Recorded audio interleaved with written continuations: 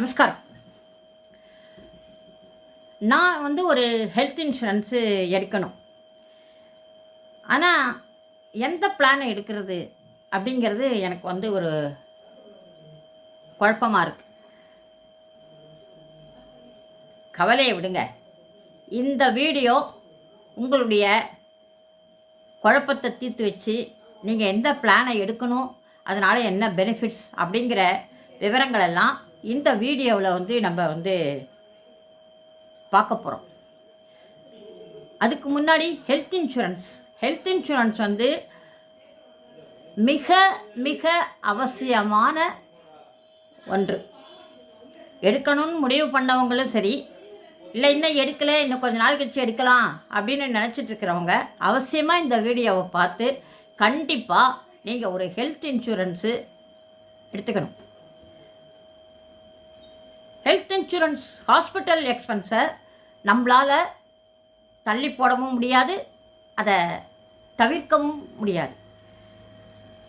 அதோடு இல்லாமல் இப்போ மெடிக்கல் எக்ஸ்பென்ஸ் எல்லாம் ஒவ்வொரு வருஷமும் 14% அதிகமாகிட்டே போயிட்டுருக்கு அப்படின்னு ஒரு கணிப்பு இருக்குது. அதனால் நீங்கள் அவசியமாக ஒரு ஹெல்த் இன்சூரன்ஸை கண்டிப்பாக எந்த கம்பெனி வேணாலும் எடுங்க, ஆனால் ஹெல்த் இன்சூரன்ஸ் எடுக்காமல் இருக்காதீங்க. இன்றைக்கி நம்ம என்ன தெரிஞ்சுக்க போகிறோம் அப்படின்னா, கோல்டு பிளான் யார் எடுக்கிறது, பிளாட்டினம் யார் எடுக்கிறது, பேஸ் பிளான் யார் எடுக்கிறது. எந்த பிளானை யார் வேணாலும் எடுக்கலாம், எல்லாமே பெனிஃபிட்ஸ் கொடுக்கக்கூடியது தான், ஃபியூச்சர்ஸ் நிறைய உள்ளது தான். இருந்தாலும் வாழ்க்கையில் சில பேர் இப்போ தான் வேலைக்கு போயிருப்பாங்க, இன்னும் 2-3 வருஷத்துக்கு கல்யாணம் பண்ணிக்கலாம், 2-3 வருஷம் கழிச்சு பண்ணிக்கலாம் அப்படின்னு நினைப்பாங்க. அடுத்த ஸ்டேஜில் இருக்கிறவங்க இப்போ தான் ரீசண்டாக மேரேஜ் பண்ணியிருப்பாங்க. அதுக்கடுத்ததில் இருக்கிறவங்க மேரேஜ் பண்ணியிருப்பாங்க, ஒரு குழந்தை இருக்கும், இன்னொரு குழந்தைக்கு எதிர்பார்த்துட்ருப்பாங்க. இந்த மாதிரி 3 சிச்சுவேஷனில் 3 விதமான கேட்டகரி பீப்புள்ஸ் இருப்பாங்க.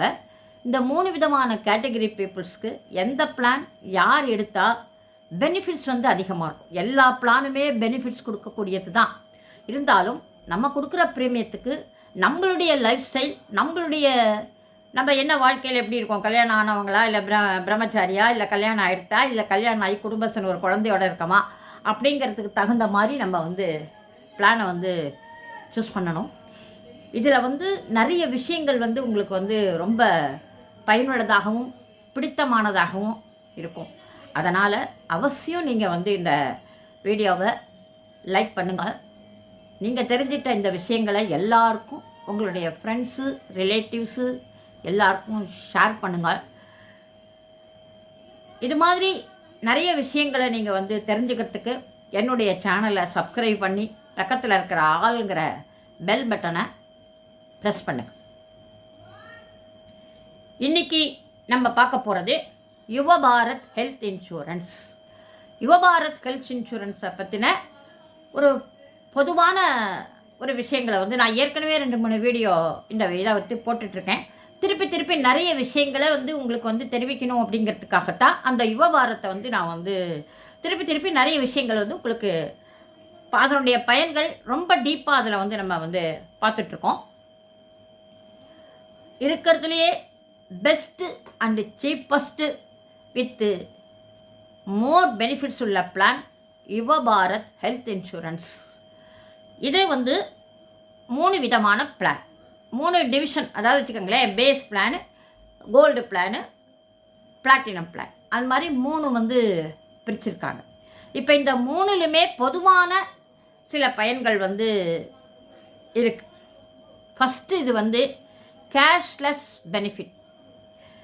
அதுக்கப்புறம் இது 18 வயசுலேருந்து 45 வயசுக்குள்ளவங்க, சின்ன வயசில் இருக்கிறவங்க எடுத்துக்க வேண்டியது. 45 வயசு எடுத்துட்டிங்கன்னா அதுக்கப்புறம் நீங்கள் லைஃப் லாங்காக அதை நீங்கள் ரினியூவல் பண்ணிக்க முடியும். 3வது இதுக்கு நோ மெடிக்கல் செக்கப். சாதாரணமாக ஹெல்த் இன்சூரன்ஸ் எடுத்துட்டீங்க அப்படின்னா மெடிக்கல் செக் பண்ணி தான் உங்களை வந்து எடுப்பாங்க. இதில் வந்து நோ மெடிக்கல் செக்கப். ஏன்னா இது வந்து சின்ன வயசுலேருந்து நம்ம எடுக்கிறதுனால நம்மளுடைய செல்ஃப் டிக்ளரேஷனை வச்சு நமக்கு வந்து கொடுக்குறாங்க. அதாவது எனக்கு வந்து டயாபிட்டிஸ் கிடையாது, எனக்கு வந்து ப்ரெஷர் கிடையாது, எனக்கு வந்து ஒபிசிட்டி கிடையாது அப்படிங்கிற மாதிரி அந்த ஒரு செல்ஃப் டிக்ளரேஷன் இருக்கும். அந்த செல்ஃப் டிக்ளரேஷனை ஃபில்லப் பண்ணி அதை வச்சு நமக்கு வந்து இந்த பாலிசியை வந்து இஷ்யூ பண்ணுறாங்க. அதோடு இல்லாமல் 4 விதமான டிஸ்கவுண்ட் கொடுக்குறாங்க. டயாபிட்டிஸ் இல்லை அப்படின்னா அதுக்கு ஒரு டிஸ்கவுண்ட், ப்ரெஷர் இல்லை அப்படின்னா அதுக்கு ஒரு டிஸ்கவுண்ட், ஃபேமிலி டிஸ்கவுண்ட். இதை வந்து 4 பேர் ஹஸ்பண்ட் அண்ட் ஒய்ஃபு 2 குழந்தைங்க எடுக்கலாம். அப் டு 6 மெம்பர்ஸ் வரலும் இதில் வந்து எடுத்துக்கலாம். இதை வந்து இண்டிவிஜுவலாக எடுத்துக்கலாம், ஃப்ளோட்டராக எடுத்துக்கலாம். 4 பர்சன்ட்க்குன்னா ஒரு டிஸ்கவுண்ட் கொடுப்பாங்க. 6% இருந்தால் அதோட டிஸ்கவுண்ட் வந்து அதிகமாக இருக்கும்.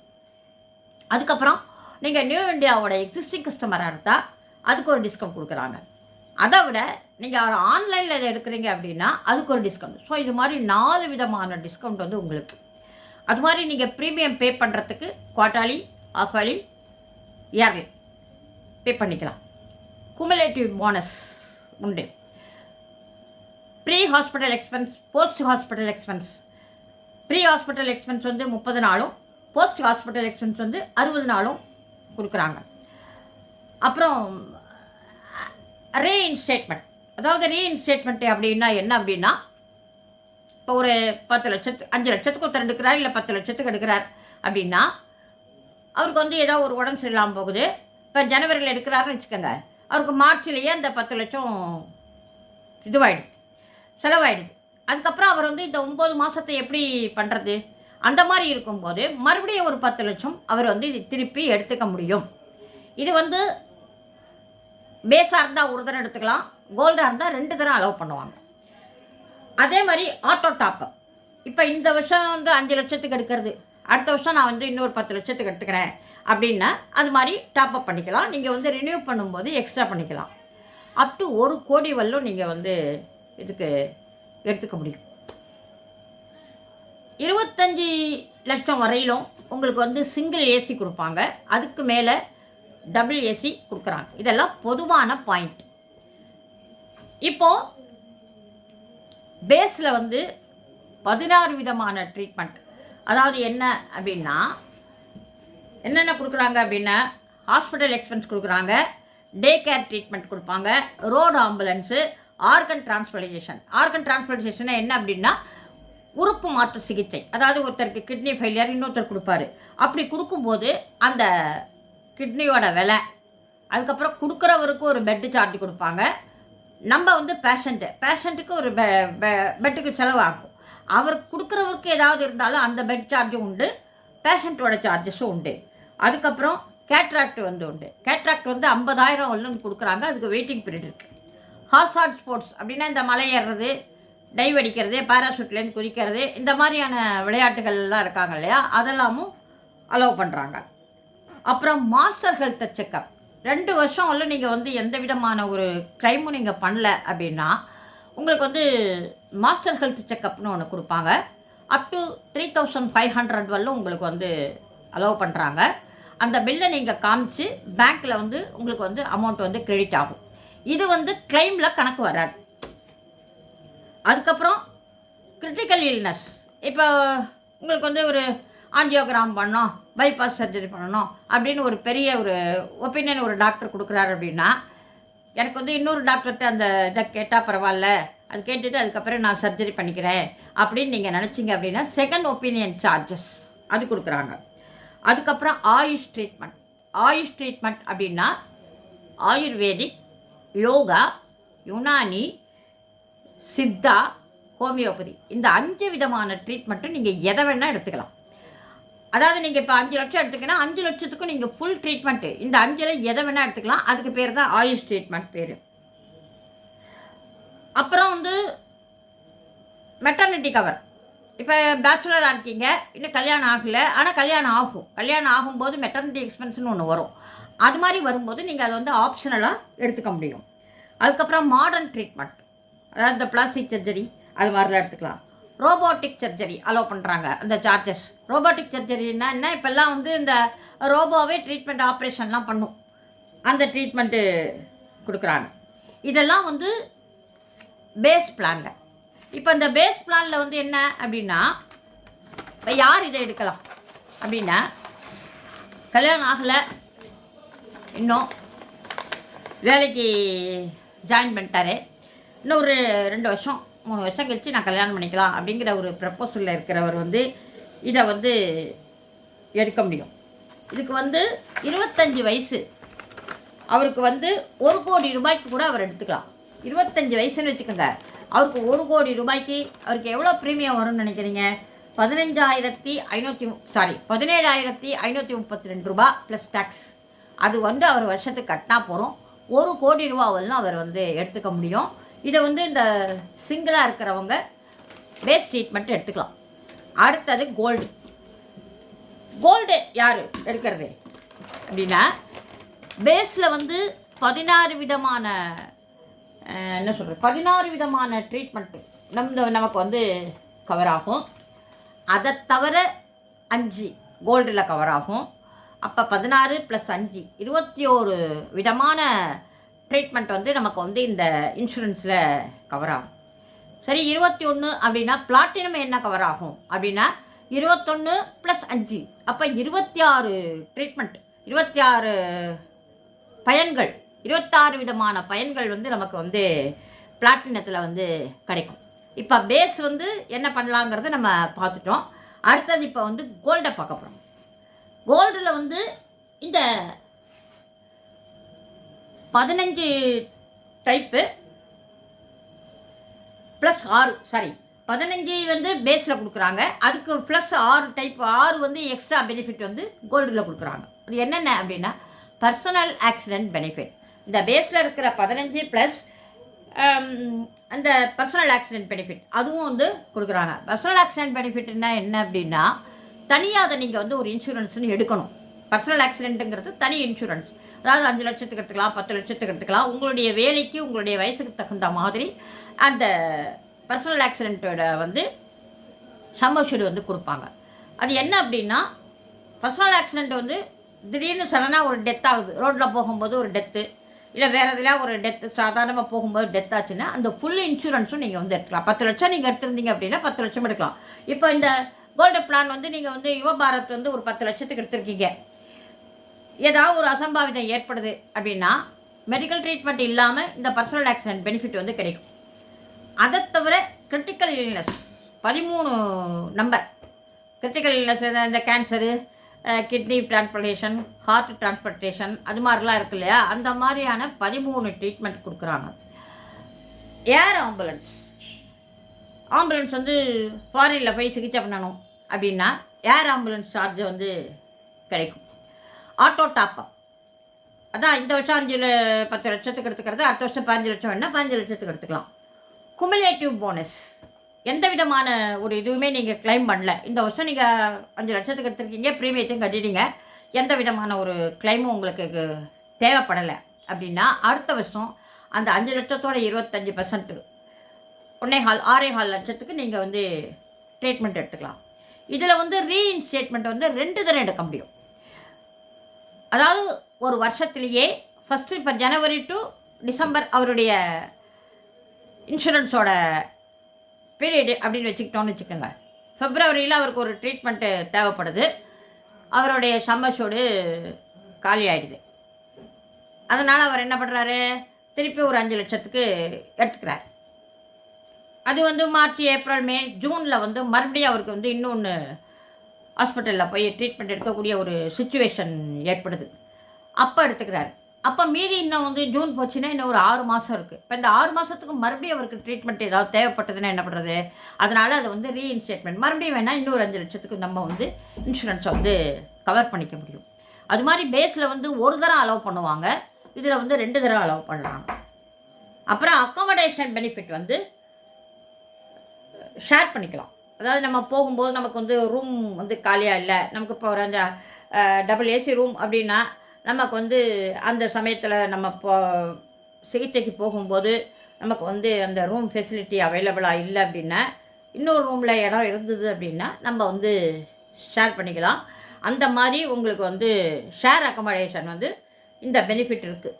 மற்றதுலலாம் என்ன அப்படின்னா நீங்கள் வந்து அந்த ரூம் ஏசினா அந்த ரூம் ஏசிக்கு தான் நீங்கள் போகணும். அதுக்கு மேலே உள்ள ரூம் உங்களுக்கு காலியாக இருந்தது அப்படின்னா நீங்கள் அதுக்கு மேலே உள்ளது இப்போ 10,000 உங்களுக்கு அலோவ் பண்ணியிருந்தாங்க அப்படின்னா 12,000 உள்ள ரூம் தான் இருக்குது அப்படின்னா அவசரத்துக்கு நம்ம உள்ளே போய் தான் ஆகணும். அப்போ அந்த 12,000 ரூம் இதை வந்து நம்ம வந்து எக்ஸ்ட்ரா பணத்தை வந்து நம்ம கட்டணும். இது வந்து யார் எடுக்க போகிறாங்க, யார் எடுத்தால் நல்லது அப்படின்னா, கல்யாணம் ஆகிருக்கு, ஒரு குழந்தை இருக்குது, நெக்ஸ்ட்டு ஒரு குழந்தைக்கு எதிர்பார்த்துட்ருக்காங்க, அப்போ வந்து இன்னும் ஒரு குழந்தை இதுவாகுது அப்படின்னா மெட்டர்னிட்டி எக்ஸ்பென்ஸ் வந்து கவர் ஆகும். அதோடு இல்லாமல் நியூ பார்ன் பேபி கவர், பிறந்த குழந்தைக்கு மெட்டர்னிட்டி எக்ஸ்பென்ஸ் வந்து ஆப்ஷனலாக நீங்கள் வந்து போட்டு இதில் வந்து எடுத்துக்க முடியும். நியூ பார்ன் பேபி பிறக்கிற குழந்தைக்கு ஏதாவது பிறக்கும்போதே ஏதாவது சில ட்ரீட்மெண்ட்ஸ் வந்து தேவைப்படும்.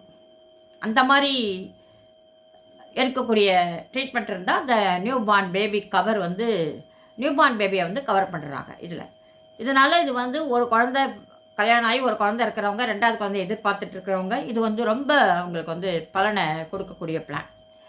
Next plan platinum. இதுக்கெல்லாம் வந்து உங்களுக்கு வந்து ப்ரீமியம் வந்து ஒன்றும் ஜாஸ்தி வித்தியாசம் வந்துடாது. பேஸுக்கும் பிளாட்டினத்துக்கும் 4,000 ரூபா 5,000 ரூபா தான் வித்தியாசம் வரும் வருஷத்துக்கு. ஆனால் கவரேஜ் வந்து உங்களுக்கு அதில் வந்து 15 தான் கிடைக்கும். இதில் வந்து 21 கவரேஜஸ் வந்து உங்களுக்கு வந்து கிடைக்கும். இப்போ வந்து இவங்க யார், இப்போ இந்த பிளாட்டினம் யார் எடுக்க போகிறாங்க அப்படின்னா என்னென்ன கவர் ஆகும் அப்படின்னா, இதை தவிர, அதாவது இப்போ இந்த கோல்டு சொல்லியாச்சு, பேஸ் சொல்லியாச்சு, இந்த 2 இதை வந்து 21 ஃபீச்சர்ஸ் சொல்லிட்டேன். அதை தவிர இப்போ நான் சொல்கிறதெல்லாம் கவர் ஆகும். மெட்டர்னிட்டி கவரேஜ் 2 வருஷம், இப்போ தான் கல்யாணம் ஆகிருக்கு, இன்னும் 2 வருஷம் கழிச்சு குழந்தை பிறக்கும். அப்போ இருக்கும்போது அவங்களுக்கு வந்து 25,000 ரூபா வரையிலும் அந்த மெட்டர்னிட்டி எக்ஸ்பென்ஸ் வந்து கவர் ஆகும் இந்த பிளாட்டினம் எடுக்கிறவங்க. இதுவே 2 குழந்தையா 2 குழந்தையாக பிறக்குதுன்னு வச்சுக்கோங்க, அப்போ அது வந்து 37,500 ரூபா வரலும் வந்து உங்களுக்கு வந்து கொடுப்பாங்க. அதுக்கப்புறம் இது வந்து குழந்தை நார்மலாக பிறக்கிறவங்களுக்கு. சில பேருக்கு வந்து குழந்தைய வந்து ட்ரீட்மெண்ட்டில் எடுத்துப்பாங்க. குழந்தை பிறக்கிறத வந்து ட்ரீட்மெண்ட்டில் எடுக்கக்கூடிய ஒரு சுச்சுவேஷன் இருக்கும். அந்த மாதிரி ஒரு செலவு இருந்தாலும் அதுக்கு ஒரு செலவு ஏற்படுங்களா, அதுக்கெல்லாம் நிறைய செலவாகும்.